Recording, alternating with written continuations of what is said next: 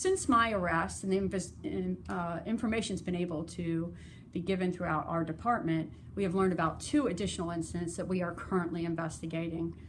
So the reason we are here today and hopeful the community will come forward should they have been stopped by this individual or any sort of police action taken by this individual, because knowing now there are possibly 2 other cases involving this individual that we may very well have additional victims out here.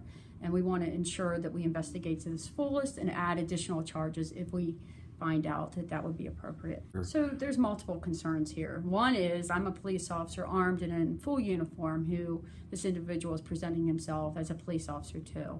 That makes me wonder what he would do should he come across a member of the public who would not necessarily be in an authoritative position to know A, what's going on, and B, should he try to do anything, would be able to necessarily handle that situation.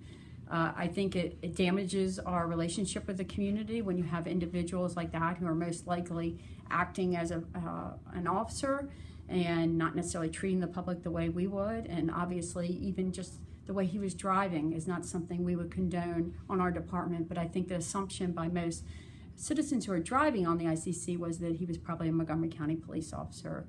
And so, you know, not only that, but our public relations, as well as the constant worry about just what could happen should somebody like this pull somebody over, and could it possibly escalate to some sort of act of violence, would be our biggest concern.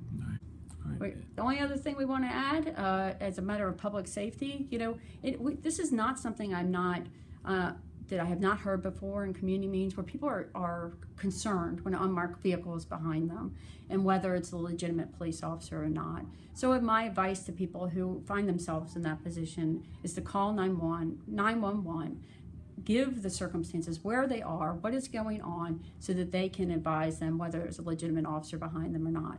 Please do not speed up, put your hazards on, continue drive to a lit location where it's safe to do so, and let ECC tell you if you are dealing with a legitimate law enforcement officer.